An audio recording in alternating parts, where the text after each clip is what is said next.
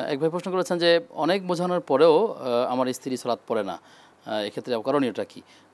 এক্ষেত্রে বিপরীত চিত্র অনেক সময় দেখা যায় যে স্ত্রী অনেক ক্ষেত্রে পড়েন কিন্তু পুরুষ আবার পড়ছেন না, এটাই বেশি হয়। তো আসলে সেক্ষেত্রে ভাইকে একে অপরের প্রতি কি ধরনের আচরণ করা উচিত? প্রথম হলো ফায়জুহুন্না, চারটা পদ, তাকে ওয়াইফকে বুঝাবে অথবা ওয়াইফ স্বামীকে বুঝাবে। ফায়জুহুন্না, তাদেরকে প্রথমে বুঝাও। ওয়াহজুরুহুন্না ফিল মাদাজি, এরপরে আরও বোঝান। প্রয়োজনে একই রুমে থাকবে, বিছানাটা একটু আলাদা করে দেবে। এটা হলো মানসিক চাপ সৃষ্টি করা, কেননা তারও ফিজিক্যাল নিড আছে, স্বামীরও ফিজিক্যাল নিড থাকতে পারে।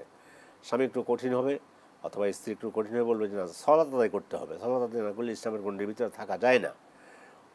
ফায়জুহুন্না ওয়াহজুরুহুন্না ফিল মাদাজি ওয়াদরিবুহুন্না, যদি তাও ফিরে না আসে তাহলে প্রয়োজনে শাসন করতে হবে, স্বামী স্ত্রীকে শাসন করতে পারবে।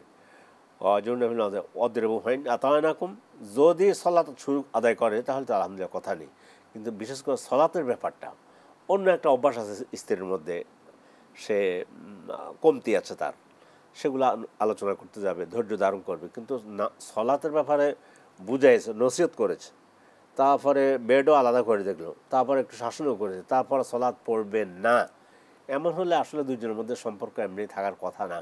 কেননা যে ব্যক্তি ইচ্ছাকৃত সলাৎ আদায় করবে না সে ইসলামের গণ্ডি থেকে বেরিয়ে যাবে, আর ইসলামের গণ্ডি থেকে স্বামী হোক আর স্ত্রী হোক, যে পক্ষই হোক, যখন বেরিয়ে যাবে তখন তো তার সাথে স্বাভাবিকই তালাক ছাড়াই সম্পর্ক ছিন্ন হয়ে যাবে, সেখানে তালাকের আর প্রশ্ন আসবে না।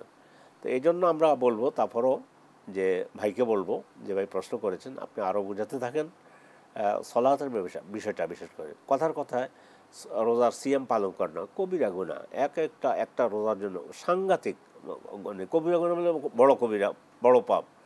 তারপরেও কিন্তু স্ত্রী মানে ইমানের গণ্ডি থেকে বেরিয়ে যাবে না, আপনি ধৈর্য ধারণ করবেন আর বুঝাবেন যে রোজাগুলো রাখো, কিন্তু সলাতের ব্যাপারে যদি এটা কন্টিনিউ করতেই থাকে তাহলে এমনি সম্পর্ক থাকবে না। এবং তার সাথে যদি ওইটা সংসার জীবন চলতে থাকে, এটা তো সেখান থেকে আহলে ইলম বলেছে এমনি সে তাকে তালাক দেওয়া লাগবে না, আমি পড়বো না, অর্থাৎ সে যে তুমি তোমার সলাত আদায় করো, আমি পড়বো না, এ না যদি এভাবে হয়ে যায় তাহলে বলছে যে দুজনের মধ্যে এমনিতেই সম্পর্ক থাকবে না।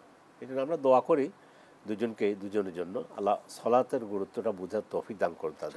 আপনি যে চারটা শর্তের কথা বলেছেন, এটা কি সালাতের ক্ষেত্রে নাকি বৈবাহিক ক্ষেত্রে, মানে কোন ক্ষেত্রে এই চারটা বিষয় যে কাউন্সেলিং করে বলছে বাড়াবাড়ি, নাকি যে কোনো ক্ষেত্রে? যে কোনো ক্ষেত্রে বাড়াবাড়ি যদি দেখো তোমাদের স্ত্রীর মধ্যে, তাহলে ফায়জুহুন্না, তাদের নসিহত করো যে তুমি এটা করতেছ, পর্দা করে না, হেজাব করে না, তুমি পর্দা করো, হেজাব করো, ধরেই তাকে কোনো মানে করবে না, বুঝাবে, সুন্দর করে বুঝাবে। ফায়জুহুন্না ওয়াহজুরুহুন্না ফিল মাদাজি, থাকবে একই রুমে কিন্তু বিছানাটা একটু আলাদা করে দেবে, কারণ স্বামী স্ত্রীর একজনের একসময় একটা ফিজিক্যাল নিড থাকতেই পারে, একটা আকর্ষণের কারণে, যে আমার কথা শুনো, আমি তোমাকে এনেছি আমরা দুজন সুখ শান্তিতে থাকার জন্য। তো তখন যদি এভাবে করে, এটাও যদি না হয় তাহলে তারপরে শাসন করার কথা বলা হয়েছে, তাও হালকা শাসনের কথা বলা হয়েছে।